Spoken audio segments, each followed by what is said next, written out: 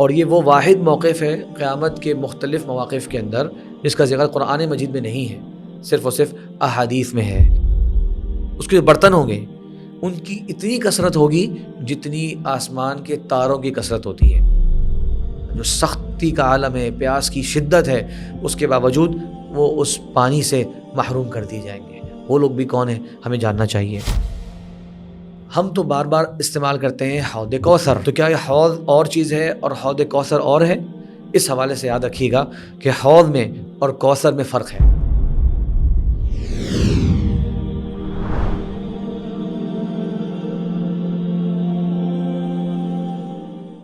بسم اللہ والحمد للہ والصلاة والسلام علی رسول اللہ وعلی آلہ وصحبہ ومن والا، اما بعد۔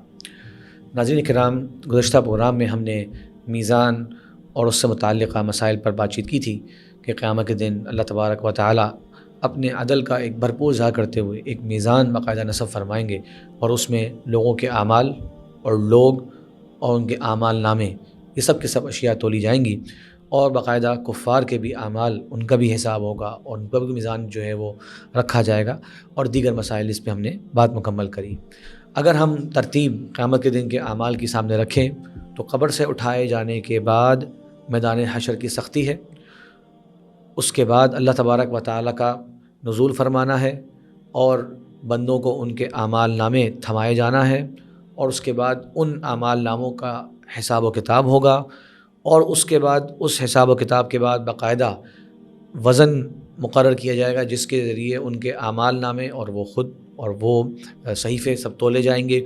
میزان کے بعد کے جو مراحل ہیں اس میں ہے حوض، یعنی اہل ایمان ایک ایسی جگہ پہنچیں گے جہاں پر ایک بہت بڑا پانی کا ایک گڑھا ہوگا جس میں پانی جمع ہوگا۔ یہ حوض آپ صلی اللہ علیہ وسلم کی احادیث میں اس کا ذکر ملتا ہے تواتر کے ساتھ، اور یہ وہ واحد موقف ہے قیامت کے مختلف مواقف کے اندر جس کا ذکر قرآن مجید میں نہیں ہے، صرف اور صرف احادیث میں ہے، اور احادیث میں اتنی تعداد میں ہے کہ ابن حجر رحمہ اللہ کہتے ہیں کہ 50 کے قریب صحابہ کرام نے حوض کے بارے میں احادیث بیان کری، اور بلکہ بعض مصنفین سے یہ بات ذکر کرتے ہیں کہ کچھ نے ذکر کیا کہ 80 کے قریب صحابہ کرام نے اس کا ذکر فرمایا۔ تو یہ قیامت کے دن کی بڑی آسانیوں میں سے ہے۔ حوض کیا ہے کہ اس کے اندر ایک پانی جمع ہے جس کی کچھ خاص اوصاف ہیں جن کا ذکر ابھی ہم آگے کرتے ہیں۔ آپ صلی اللہ علیہ وسلم اس حوض پر موجود ہیں، اپنی امت کا آپ استقبال فرما رہے ہیں۔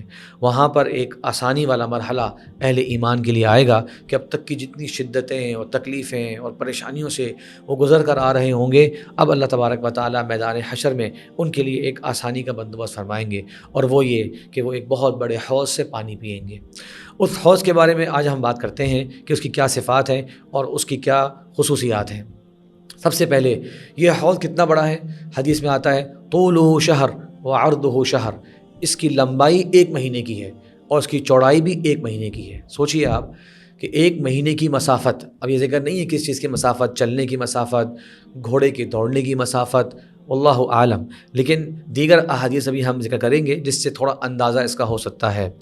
حدیثوں میں اس کے تعلق سے 3 طرح کی احادیث ملتی ہیں۔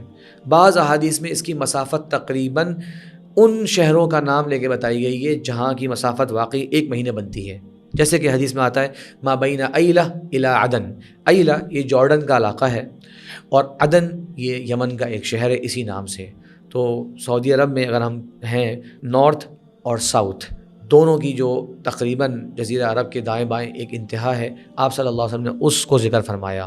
تقریباً آج کے زمانے میں یہ 2000 کلومیٹر سے زیادہ کا راستہ بنتا ہے، مسافت بنتی ہے۔ اس کے بعد بعض احادیث میں ما بین ایلہ الی عمان، یہ بھی تقریباً اتنی مسافت بنتی ہے۔ عمان جو آج ایک ملک ہے، وہاں سے تقریباً ایلہ تک کی مسافت یہ بھی تقریباً مہینے کی بنتی ہے۔ پھر کچھ احادیث میں اس سے کم مسافت کا ذکر ہے، جیسے کہ حدیث میں آتا ہے ما بین بیت المقدس الی مکہ، یہ تقریباً اس کی آدھی مسافت بنتی ہے۔ آج کے زمانے میں تقریباً 1500 کلومیٹر یہ بن جاتے ہیں۔ تو یہ علماء نے کہا کہ یہ تو تقریباً آدھے مہینے کی مسافت ہے۔ تو اس طرز کی بہت سی روایات ہیں، صحیح احادیث ہیں، ان میں تطبیق اس طرح دی گئی ہے کہ یا تو آپ صلی اللہ علیہ وسلم نے ایک تقریبی اندازہ بتانا چاہا صحابہ کرام کو، اور پھر ان شہروں کا نام لے لیا جس طرح کے لوگ آپ کے سامنے موجود ہیں۔ اگر اہل یمن کے لوگ موجود ہیں تو وہاں کے علاقے وہ سمجھتے ہیں، اگر اہل شام کے لوگ موجود ہیں تو وہاں کے علاقے وہ سمجھتے ہیں.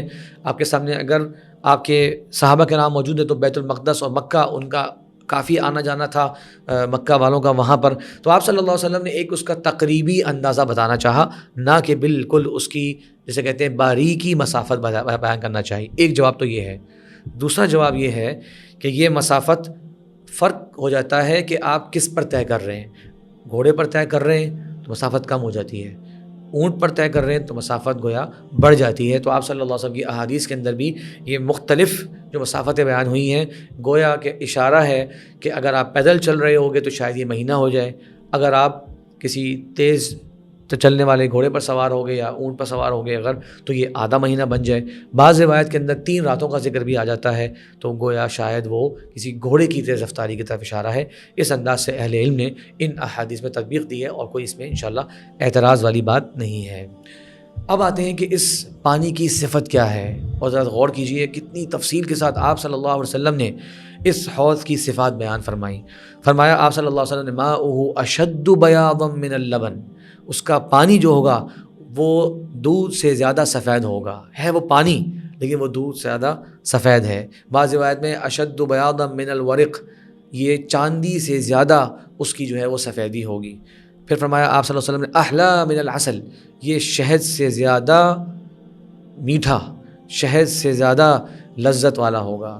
فرمایا کہ اس کی خوشبو جو ہے ریح المسک، وہ مشک کی خوشبو ہوگی. اسی طرح فرمایا آپ صلی اللہ علیہ وسلم نے ابرد من الثلج، یہ برف سے بھی زیادہ ٹھنڈا ہوگا. سوچیے کیسا تصور انسان کر رہا ہے اس پانی کا، کیا اس کی خوبصورتی ہے، کیا اس کی لذت ہے. اور فرمایا آپ صلی اللہ علیہ وسلم نے آنیتہ کعدد نجوم السماء، اس کے جو برتن ہوں گے وہ آسمان پر جو ستارے ہیں ان کی جتنی تعداد ہے اتنی تعداد میں اس کے برتن ہوں گے. اب بظاہر شہر کے لوگ اگر یہ بات سن رہے ہوں گے تو ان کو لگے گا یہ تو بہت تھوڑی تعداد کے اندر آسمان پر ستارے ہوتے ہیں. حقیقت بات یہ ہے کہ یہ ایک بڑی تعداد ہے. بعض آثار میں یہ تک ذکر ملتا ہے کہ یہ اتنی تعداد میں ہیں جتنی تعداد کے اندر ریت کے ذرے ہیں. ذرا سوچیے آپ، تو اللہ تبارک و تعالیٰ بہتر جانتا ہے. تو خلاصہ یہ کہ یہ اتنی بڑی تعداد میں ہوں گے جتنی تعداد میں آسمان پر ستارے ہوتے ہیں. اور اہل علم نے اس کا ایک معنی یہ بھی کیا کہ وہ برتن چمک رہے ہوں گے جس طریقے سے ستارے چمک رہے ہوں گے. آخری صفت اس حوض کی پانی کی یہ ہے، فرمایا آپ صلی اللہ علیہ وسلم نے من شرب منہ لم یظمأ بعدہ ابدا، جو اس میں سے ایک مرتبہ پانی پی لے گا اس کے بعد کبھی بھی اسے پیاس نہیں ہوگی. سوچئے اس کے بعد زندگی بھر ہے، اس کے بعد جنت کا ہمیشہ ہمیشہ کا عالم ہے، پیاس اس کی زندگی سے ختم ہو جائے گی، اس کے بعد کبھی بھی وہ شخص پیاسا نہیں رہے گا.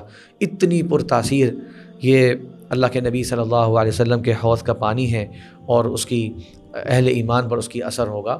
اللہ تعالی ہم سب کو نصیب فرمائے. بعض حضرات کا یہ کہنا ہے کہ آپ صلی اللہ علیہ وسلم اپنے ہاتھ سے ان کو پانی پلا رہے ہوں گے. یہ بعض اہل علم نے یہ بات سمجھی ہے حدیث کے الفاظ سے، جبکہ ایسی کوئی بات واضح طور پر حدیث میں نہیں ملتی. درست بات یہ ہے کہ آپ صلی اللہ علیہ وسلم گویا اپنی امت کا وہاں پر استقبال کر رہے ہوں گے. اس حوض کی نسبت آپ صلی اللہ علیہ وسلم کے ساتھ ہے، آپ وہاں پر خود موجود ہوں گے، گویا آپ اپنی امت کی ایک انداز سے میزبانی فرما رہے ہوں گے. ایسا نہیں ہے کہ ایک ایک شخص کو وہ آپ اپنے ہاتھ سے پانی پلا رہے ہوں گے. یہ بعض اہل علم کا فہم ہے، ورنہ حدیث کے اندر اس طرف وضاحت کے ساتھ کوئی مفہوم موجود نہیں ہے.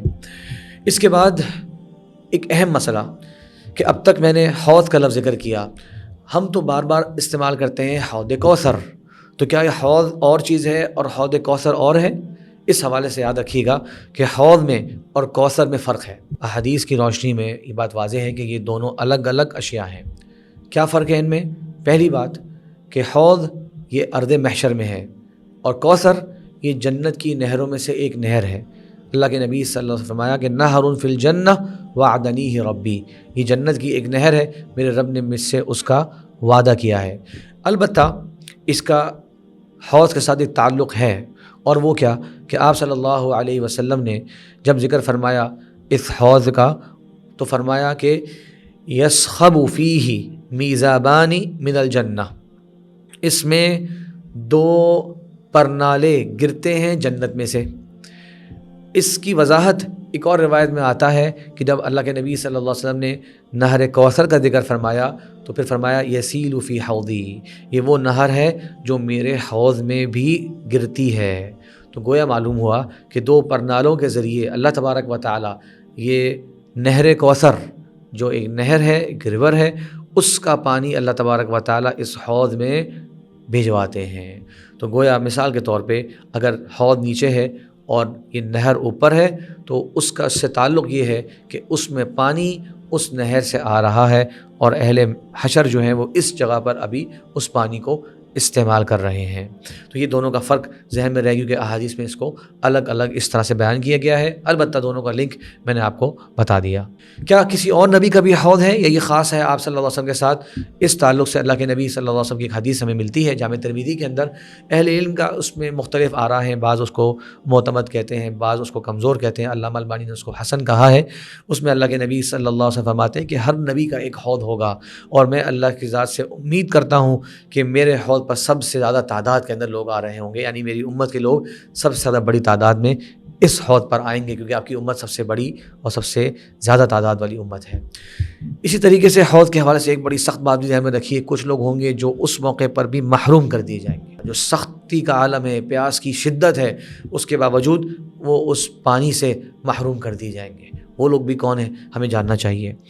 اس تعلق سے احادیث میں 3 کیٹیگری کے لوگ ذکر ہوتے ہیں۔ پہلی وہ لوگ جو دین اسلام چھوڑ بیٹھے تھے، حدیث میں آتا ہے کہ فرمایا انہم لا یزالون مرتدین، یہ آپ صلی اللہ علیہ وسلم کے بعد دین کو چھوڑ بیٹھے تھے، مرتد ہو چکے تھے۔ ہم اور آپ جانتے ہیں کہ تاریخ میں ملتا ہے کہ حضرت ابوبکر صدیق رضی اللہ عنہ نے ایسے لوگوں سے باقاعدہ قتال کیا، حرب المرتدین وہ کہلاتی ہے۔ تو یہ لوگ جو ہیں اللہ کے نبی صلی اللہ علیہ وسلم کے حوض سے دور کر دیے جائیں گے۔ دوسرا صحیح مسلم میں حدیث ہے انک لا تدری ما احدثوا بعدک، آپ نہیں جانتے کہ انہوں نے بعد میں کیا کیا کچھ کرنا شروع کر دیا تھا۔ تو یہ امت کے کچھ ایسے لوگ ہوں گے جنہوں نے دین کے اندر بڑی بڑی بدعات، دین کے اندر بڑے بڑے غلط نظریات ان کا ایجاد کیا ہوگا، ان کے سرغنہ ہوں گے، ایسے لوگ بھی اس حوض سے دور کر دیے جائیں گے۔